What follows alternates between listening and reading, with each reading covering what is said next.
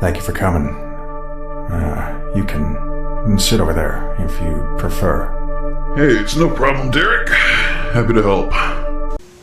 Thanks. All right. Let's go back to the night of July 19th. All right. You're aware this was the night Rosemary Walten was detained and escaped from police custody, correct? God, help that woman. Yes, no, I'm aware. Uh-huh. Were you in any way in contact with Mrs. Walten in the days and or weeks leading up to July 19th? No, afraid not. We had to let her go following a series of disturbances at the restaurant earlier this month, and hadn't spoken since. Okay. All right, look, Felix, I'm going to cut to the chase. Shortly after Mrs. Walten escaped police custody, we received several reports about a woman's screams being heard down Cross Street, sometime between 1 to 2 a.m. Searching the area eventually led us to your establishment. Bond's Burgers, yes. Yeah, the burger joint. When my guys arrived to check out the place, you were there, Mr. Kranken. Would you care to elaborate on that? Come again? What were you doing inside of the restaurant at 4 in the morning? Is this some kind of joke? What's a joke, Mr. Kranken? Is throwing a fit about search warrants and denying my men entry, all the while actively hindering an investigation into one of your own colleagues when she could be God knows where by now. That's the damn joke, Felix, okay? Surely you see how bad this looks, don't you? Look, Derek, we have nothing but the utmost respect for you and the boys in blue. But listen, we're a family business, and we pride in having built a place of good fun and safety. You can see why we wouldn't want the police making a scene in a place that brings nothing but joy to the community. You're not answering my question. Point blank, what were you doing at Bond's Burgers in the early hours of July 20th?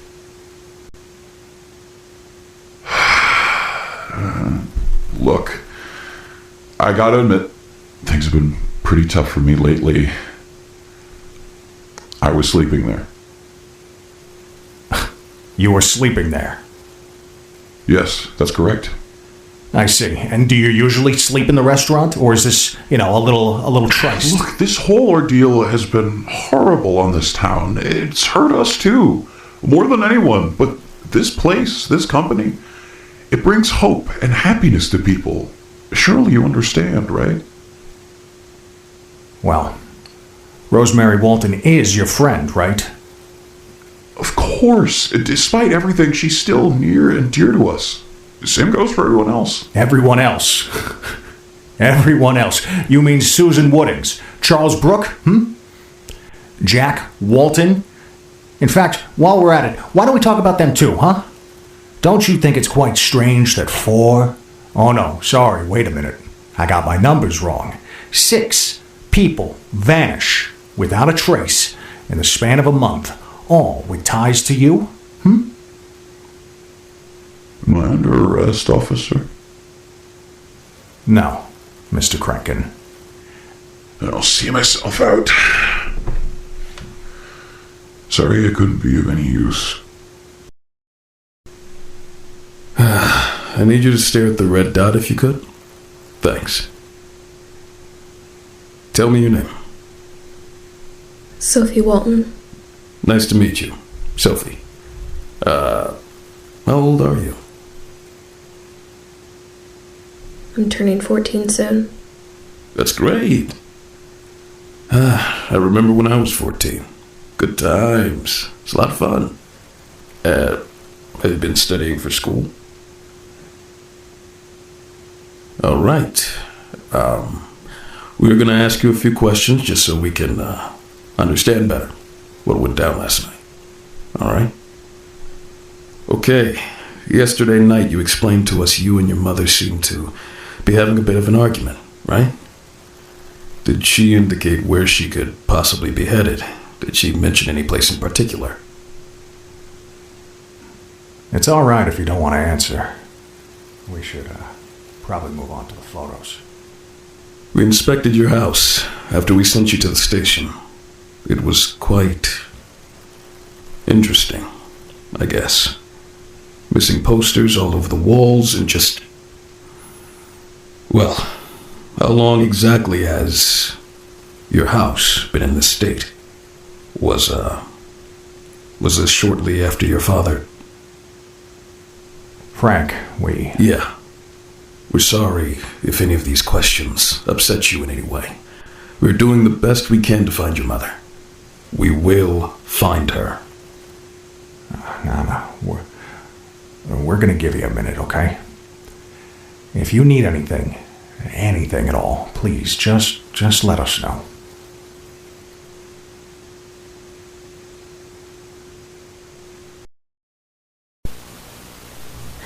Among the things we found, there was a journal belonging to Rosemary Walten that spanned the years of 1955 to 1974. This is to be kept solely for evidence purposes and is not meant to be shared anywhere.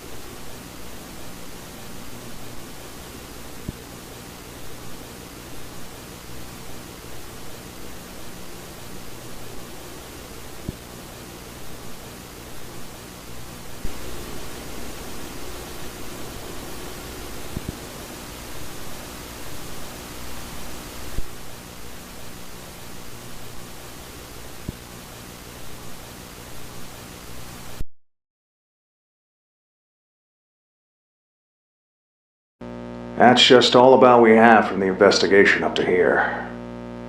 God, I've been in service for about 15 years, and I've dealt with sickening, twisted cases before. But I just can't wrap my head around this one. I can't. I just don't understand.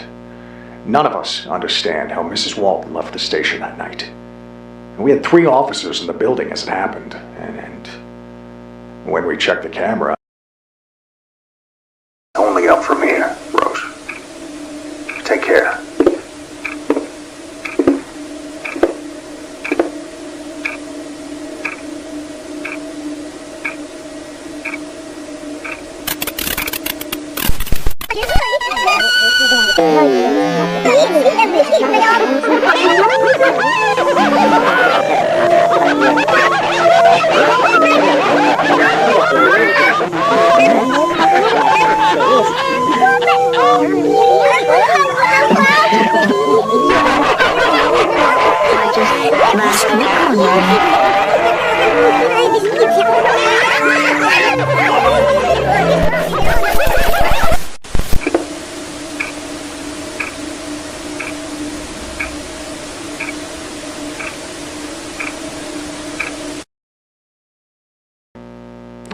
If this is someone's idea of a joke, I don't find it funny. That's what led us to Bond's Burgers, and there wasn't any luck there. Afterwards, it was just constant visits to the emptied house, the restaurant, nothing. Only items being stolen, vandalism, etc. There's nothing left. And now the town is going on about some BSI killer. And there's uncertainty, there's fear. We can't control it anymore, okay? You know, I try to think of the same kind of rational explanation in my head for all this, but even with everything, there's just one small little thing I can't get out of my mind. The posters. You know, we took them into evidence after searching the house.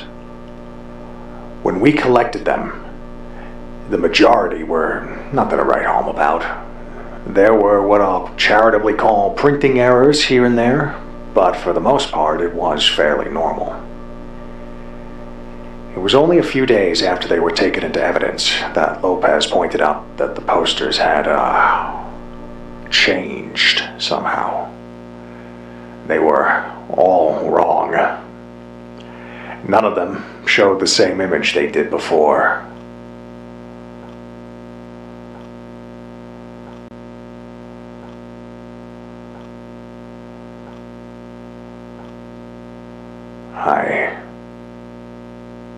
I really wanted to help these families.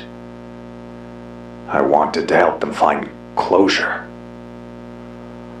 But as of right now, I mean, God, I don't think there's anything else we can do.